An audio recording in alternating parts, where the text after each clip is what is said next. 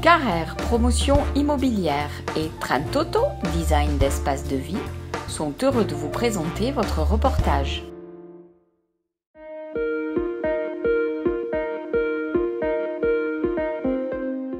Bonjour et bienvenue sur Kansei. Aujourd'hui, Kansei nous amène à Paris, dans le 14e boulevard Raspail, pour découvrir une autre intimité, une autre facette de l'entrepreneur français Alain-Dominique Perrin, qui nous a fait déjà visiter son château La Grisette dans le Lot.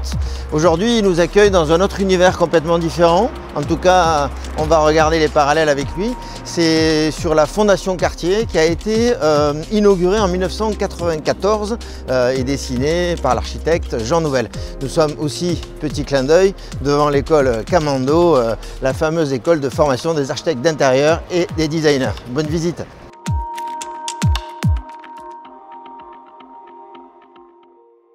Bonjour. Bonjour Monsieur Perrin. Ça va? Merci de nous accueillir ici, ça va très bien. Bon, après le Lot, Paris. Oui, ça c'est plus sérieux.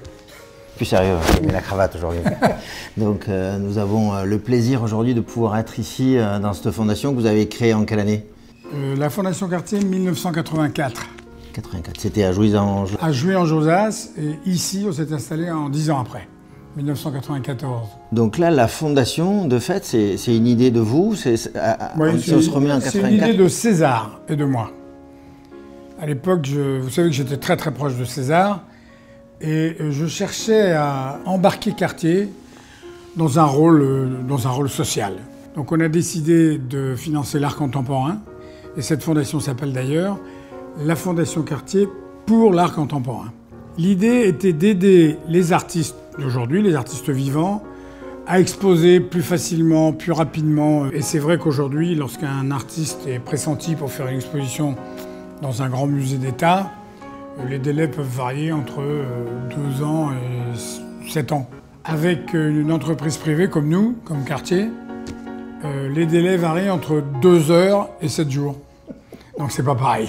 Donc là, on se resitue en 84. 84, bon, on est la première fondation du genre. Première fondation du genre. D'ailleurs, à l'époque, ça va même un peu plus loin. J'ai pris le risque, moi, en 84, de créer la Fondation Cartier et de sponsoriser, en fait, l'art et l'art contemporain, alors que la loi ne m'y autorisait pas vraiment. Or, moi, ma théorie était, vous êtes bien gentil, vous laissez les magasins Leclerc faire la même chose avec le football, et ils déduisent de leur profit tout ce qu'ils dépensent pour le football. Expliquez-moi pourquoi, moi, Cartier, je ne vais pas avoir le droit de faire la même chose avec l'art et les artistes. C'est quoi la différence entre un footballeur et un artiste?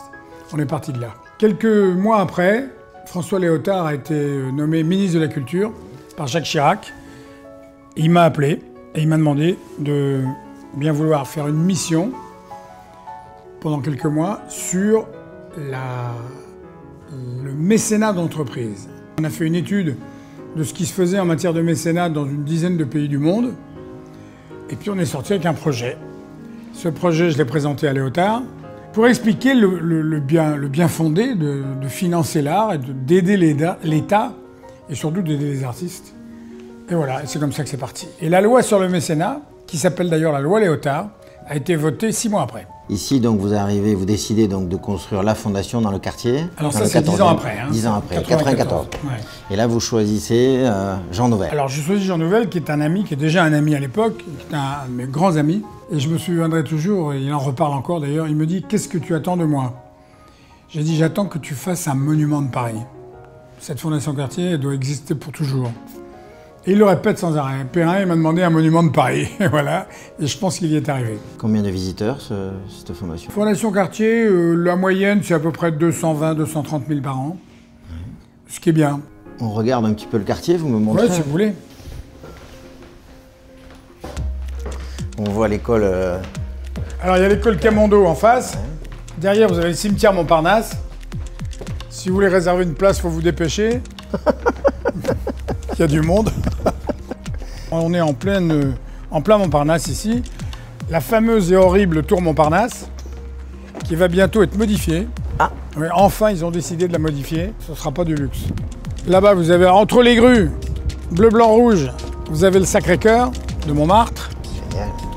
Belle image, hein, bleu, Alors, blanc, rouge. ici, il y a une très belle chose qui est nouvelle. Vous voyez cette grande tour grise, blanche, qui est très haute. Oui. C'est le nouveau palais de justice qui a été investi par les magistrats il y a 4 jours, 5 jours. Voilà, maintenant ils y habitent, ils y sont, donc tous les magistrats sont là-bas. Et là, on est donc, il y a un cèdre devant, là. Un Il cèdre. y a un très beau cèdre ici, alors on l'appelle le cèdre de Chateaubriand, parce qu'il a été planté par Chateaubriand. J'en en prends soin. Voilà, on est au-dessus de lui là. Hein. Et le jardin, en fait, tout autour, il a une particularité. Alors, le jardin qui est devant, c'est un jardin. Le jardin qui est derrière, c'est une œuvre d'art d'un artiste allemand qui s'appelle Baumgarten, qui est un grand artiste reconnu, qui travaille beaucoup en land art, ce qu'on appelle le land art. C'est l'art qu'on fait dans la nature. On va voir la fondation, on va voir Alors, on va l'exposition descendre- actuelle. Alors on là, va on, descendre à la a, fondation, on- si alors vous là, voulez. on va être surpris là, hein, parce que Ben là, vous allez voir un architecte très jeune, japonais, qui s'appelle Junyo Ishigami et qui est en passe de devenir un des plus grands, peut-être le plus grand architecte au monde. Il est très jeune. Et je vous laisse découvrir, vous verrez, c'est vraiment allez, intéressant. allons-y.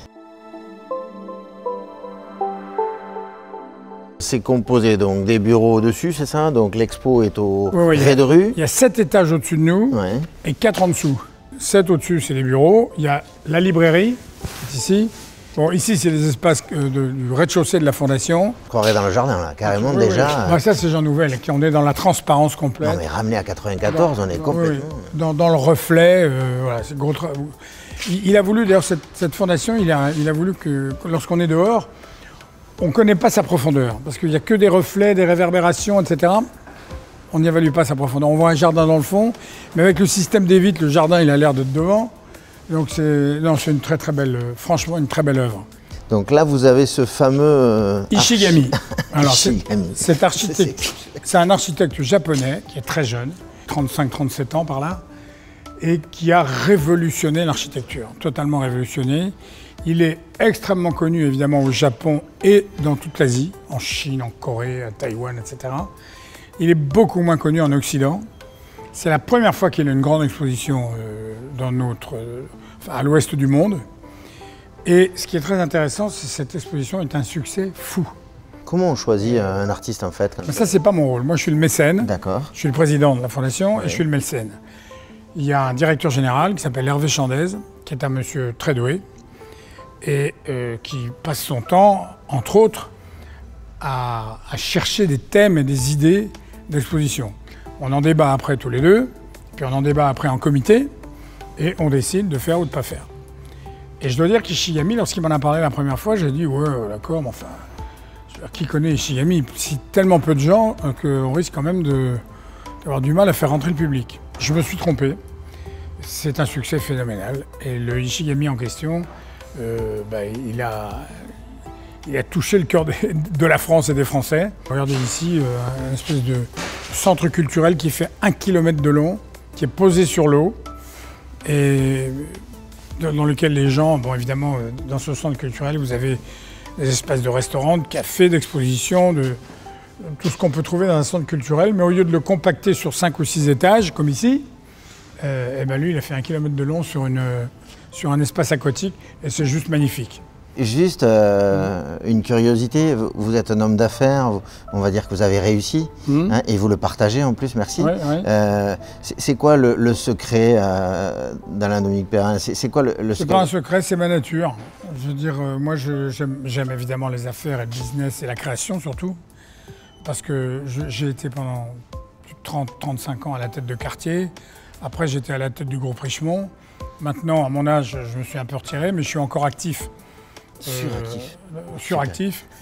Et je trouve que c'est très bien de mélanger le business, surtout quand c'est le luxe, parce que le luxe vit, les affaires de luxe vivent de leur création.